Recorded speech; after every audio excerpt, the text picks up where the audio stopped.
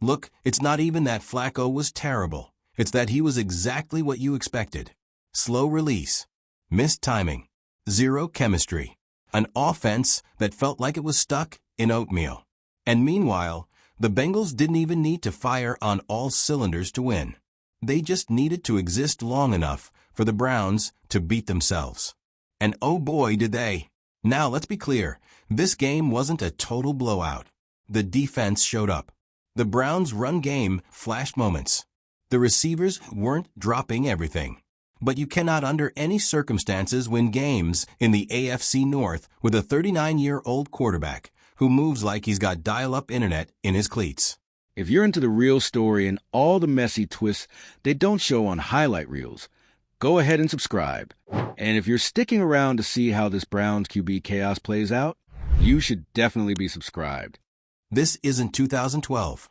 This is the most aggressive, talent-stacked, fast-paced NFL season we've seen in years. And Cleveland is out here trying to win games with a walking CVS receipt under center. So yeah, Stephen A. said it, and we're saying it too. It is time to start Shedeur Sanders now. Because whatever the Browns think they're doing with this slow developmental plan, it's not working. And here's the thing that makes this loss even more frustrating. It was winnable. The Bengals were off rhythm. Burrow was pressured all game. Chase and Higgins weren't exploding. But the Browns couldn't capitalize because the offense was running like a slideshow in a college lecture hall. Now let's get dramatic for a second, because we've earned it. Every week you keep Shedeur on the sideline while Grandpa Joe throws 7-yard outs on 3rd and 13. You're wasting a moment. You're wasting a chance. And most importantly, you're wasting momentum. The only thing the Browns have never been able to maintain for more than 2 consecutive Sundays. It's the same tired formula. You bring in a safe veteran, run a neutered playbook, lose by 1 score, and then spend the next week talking about execution. No, the problem isn't execution. The problem is vision. You drafted Shedeur. You promoted him in the offseason. You sold the jerseys, posted the Instagram graphics, leaned into the media hype. And now that you're in a bind, with a mid-tier record and a playoff race slipping through your fingers, you're scared to use the weapon you've been polishing all year? You're treating a rookie QB like a porcelain doll while the rest of the league is throwing their young guys into the fire and watching them cook. Let's name names. C.J. Stroud, thriving. Anthony Richardson, electric. Will Levis, slinging. Even Bryce Young is finally starting to stabilize. Meanwhile, Shedeur, arguably one of the most composed and mechanically sound quarterbacks to come out of college, is out here running scout team against the practice squad while Joe Flacco gets televised cardio. Make it make sense. And let's kill this whole he's not ready narrative. Because you know what else Shedeur is? Prepared. You talk to anyone in that facility, coaches, trainers, ball boys, they'll tell you. He's an early, stays late, knows the playbook inside and out. Mental reps? Checked off. Game awareness? Higher than most guys already playing. Media poise? Elite. So why is he still on the bench? Because the Browns don't want to risk putting him in a game they might lose. Let that sink in. They're so scared of ruining his confidence that they'd rather ruin the season than let him take meaningful snaps. That logic is so backwards it belongs in a Christopher Nolan movie. This is football, not a hedge fund. You don't hoard talent like stock options. You use it. And by the way, let's stop pretending that Flacco is giving you some high-floor, low-risk option. He's giving you nothing. The offense is stagnant. The locker room energy is stale. And the fan base? Teetering between despair and memes. You want to change that overnight? Start Shedeur. Even if he struggles, the energy shift alone would be seismic. Fans would show up. The offense would play looser. The defense would dig in. You'd ignite the entire culture of the team just by saying, yeah, we believe in the kid. But no, the Browns would rather keep trying to duct tape their quarterback room together with leftover parts from the 2010 Jets. And here's where things get even more real. You're running out of time. The AFC North is not forgiving.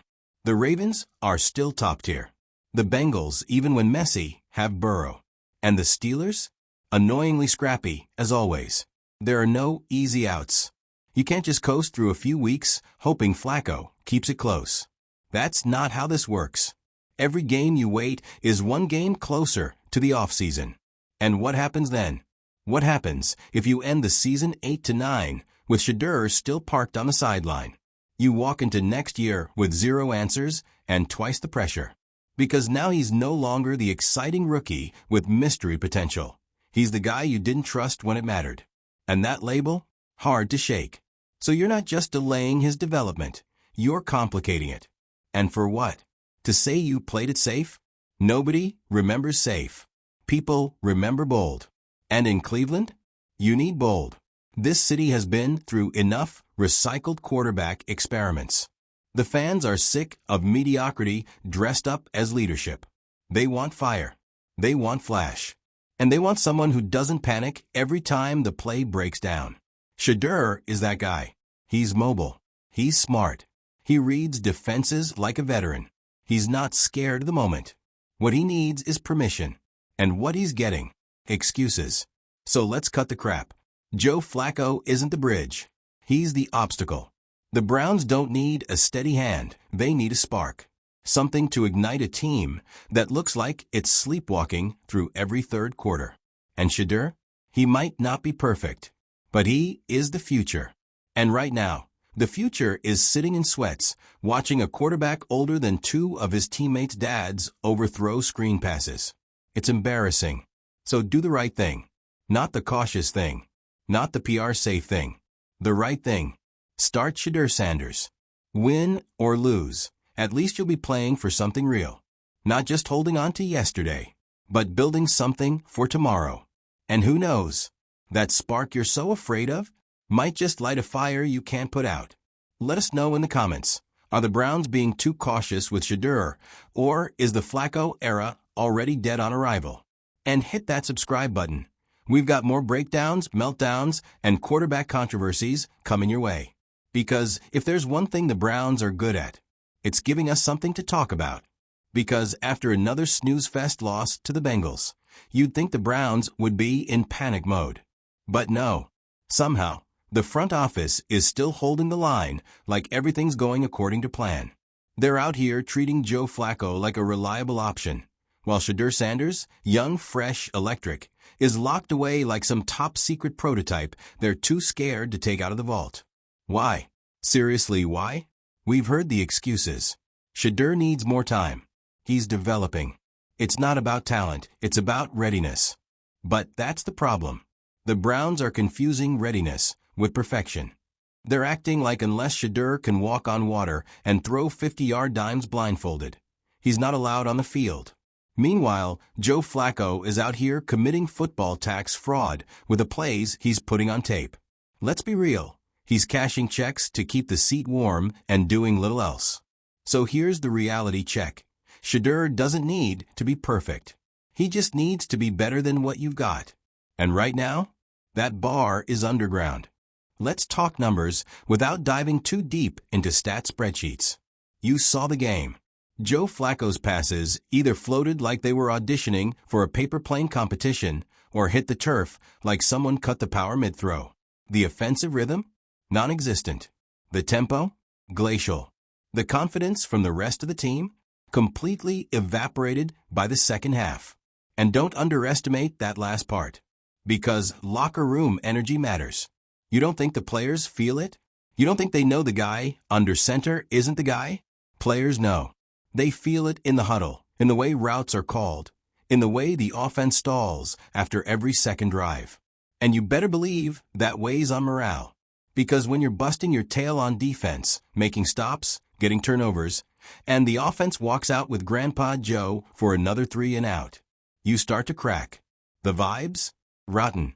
The momentum? Wasted. And the solution? Right there on the sideline. But okay, let's play devil's advocate for a second. Let's say, hypothetically, that starting Shedeur is too soon. That it's risky to put him out there in a divisional gauntlet like the AFC North. Fine. But then why are you wasting that risk on a guy who's not in your future? Joe Flacco isn't the plan. He's not the franchise. He's not even a Band-Aid. He's a last-minute grocery store substitute for something you forgot to buy. If you're going to lose games, and let's be honest, they are, you might as well learn something in the process. Give Shedeur the reps. Let him make the mistakes. Let him grow. Because if you keep protecting him like this, you're not preserving his future. You're delaying it. And here's something nobody's talking about. This team is at a crossroads. Not just this season, but long-term. Because if Shedeur isn't going to be your guy moving forward, then what was the point of drafting him? What was the point of all the hype, the marketing, the careful handling? You can't sell hope and then hide it. And, oh, they sold hope. Let's not pretend they didn't. Shedeur was front and center in off-season campaigns. He was the face on banners, the name in headlines, the spark meant to reset the culture. And fans? They bought in. Now, after a few stale games, you've left them hanging. The mood in Cleveland right now? Somewhere between exhausted and betrayed. Because this isn't just about winning or losing. It's about direction, vision, purpose. And fans can tell when a team has no plan. Now look at other franchises. Look at the Texans. They handed C.J. Stroud the reins early, took some lumps, and now he's looking like a certified star. Look at the Colts. Look at the Bears, even. Teams are letting their young guys take the stage, and they're better for it. But the Browns? They're still waiting for, what exactly? For Shedeur to suddenly reach NFL enlightenment on the bench? Newsflash, you can't learn to drive in the parking lot forever. Eventually, you have to take the car out into traffic. And here's where it gets even more dramatic. Because let's say they keep going with Flacco for the next few games. Let's say they drop one to the Steelers, lose ugly to the Ravens. And Shedeur is still on the sideline, holding a clipboard like a high school intern. What happens when the media storm gets louder? When fans start chanting his name at home games? When players start dropping cryptic quotes about needing a spark? It becomes a full-blown mutiny. You don't want that. You don't want the locker room divided. You don't want the city turning on you. You don't want the front page of the Cleveland Plain Dealer reading, "Why not Shedeur?" with a picture of Flacco face down in the turf. But you're headed there. Fast. This isn't just bad quarterback management. This is how you lose a team. This is how you kill a season. This is how you damage the development of a guy who could have been your future by treating him like a fragile glass figurine instead of a football player. And don't get it twisted. Shedeur is a football player. You've seen the tape. He doesn't rattle. He doesn't back down. He's got that composure you can't teach and the confidence that scares defensive coordinators. The kid is ready. And if he's not, let him prove it on the field. Not in these recycled maybe next week press conferences that sound like they were written by a chatbot trained on sad coaching cliches. It's simple math. Joe Flacco isn't going to improve. He is what he is. Shedeur Sanders? You don't know yet. And that mystery? That possibility? That's the only thing you should be leaning into right now. Because without it, you've got nothing but regrets coming. Let's land this plane. If the Browns want to salvage this season and their future, they need to make a bold move now. Not later. Not when they're 6-10 and mathematically eliminated. Now, bench Flacco. Start Shedeur. Give the fans something to believe in. Give the team something to rally behind. Give the league a reason to take you seriously again. Or keep doing what you're doing. And don't be surprised when the next time Shedeur Sanders throws a touchdown. He's wearing another team's jersey. Let's zoom out for a second. What does it actually mean for a franchise to mishandle a quarterback situation? Is it about stats? Wins and losses? Not entirely. It's about something even more foundational than that, trust. And right now, there's a full-blown trust breakdown happening in Cleveland. The fans don't trust the coaching staff. The coaching staff doesn't trust the front office. The front office doesn't trust the future. And somewhere in the middle of that chaotic Bermuda Triangle stands Shedeur Sanders, arms crossed, helmet on, watching everyone make the wrong decision in every possible direction. Because let's not pretend this is just a tough call between two equal options. It's not. This isn't an open debate between two players at the same stage of their careers. This isn't a Kirk versus Trey Lance situation. This is common sense versus nostalgia. Joe Flacco is nostalgia. He's the quarterback equivalent of playing a Journey song in a locker room and hoping it pumps people up. And Shedeur Sanders? He's what might be possible if the Browns would stop clinging to the past like a security blanket. But here's where it gets even more infuriating. The team isn't saying anything. They're hiding behind vague coach speak and game-by-game evaluations. Meanwhile, reporters are getting stonewalled. Players are dodging questions. The vibe? Extremely off. What are they afraid of?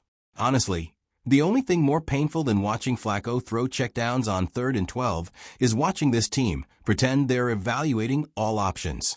Bro, you are not evaluating anything. You are stalling. And for what? To keep the media quiet? To avoid putting a rookie under pressure? Newsflash. Shedeur has been under pressure since high school. This is a guy who played with cameras in his face, expectations hanging over him like storm clouds, and a father whose entire coaching persona could be described as headline factory. If you think starting against the Steelers is going to break him, you clearly haven't been paying attention. You know what will break him, though? This weird purgatory. This shadow campaign of maybe next week that just drags on forever. You can't treat a quarterback like Schrodinger's cat, both the future and the forgotten, until you open the locker. Either you believe in him or you don't. And right now, the Browns are trying to float somewhere in between, and it's not working. It's alienating the fan base. It's dulling the locker room. And it's sending a message to Shedeur that he may not be hearing directly, but trust me, he feels it.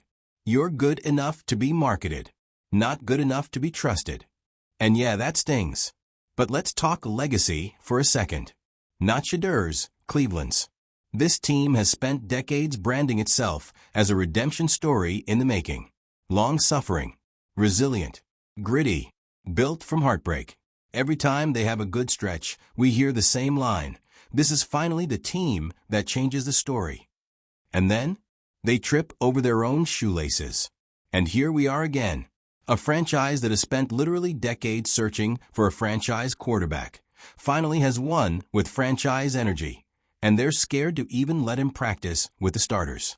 That's not strategy. That's fear. And fear is not how you build a contender.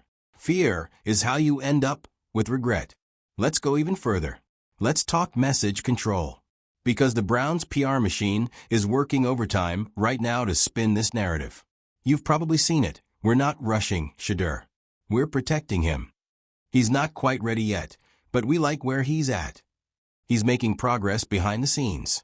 It's a soft, palatable version of the truth. But it's not the truth. The truth is this. They're scared of what happens if he fails. They're scared of the headlines. They're scared of the "I told you so's." And ironically, in trying to avoid those things, they're creating the exact scenario that leads to a bigger failure. Doing nothing. You know what would have been bold? Starting him week 2. Letting him take control while there was still time to shape the season. Letting him learn in real games, with real stakes. But no, we're past that window now. The games are heavier. The team is tighter. And now, starting him feels like a last resort instead of a plan. That's on the staff. That's on the system. That's on the Browns. And let's not forget about the elephant in the locker room. Joe Flacco knows this isn't his team. You don't think he feels the weirdness? You don't think a veteran like him, who's played in Super Bowls, who's been benched before, knows exactly what's going on here? You think he's enjoying going out there every week, throwing for 188 yards and a touchdown, while the fans chant for the 21-year-old sitting behind him?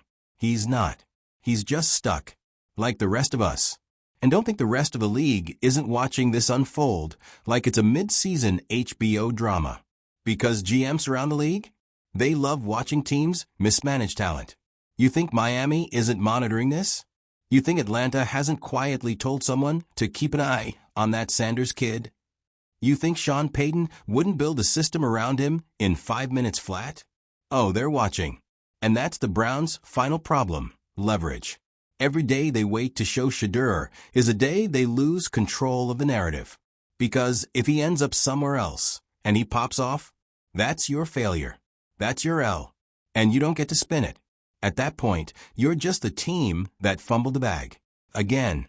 So let's wrap this up because we could rant for hours. And let's be honest, we probably will next week when the Browns still haven't made a move. But here's the bottom line. The Browns don't have a quarterback problem. They have a courage problem. And until they solve that, it won't matter who's under center. You've got the guy. You've got the tools. You've got the fan base begging for something different. So stop running from the future. Stop managing Shedeur like a PR asset and start treating him like a football player. Because the only thing worse than losing games is losing the opportunity to change. Start him. Or explain to us, again, why you chose fear over fire. Now, drop your take in the comments. Are we witnessing the slowest quarterback sabotage in NFL history? Or is there still hope that the Browns do the right thing before it's too late? And don't forget to subscribe, because we'll be right here, every game, every mess, every bad decision, bringing you the chaos as it unfolds. One day, the Browns will learn. Until then, we'll keep the receipts.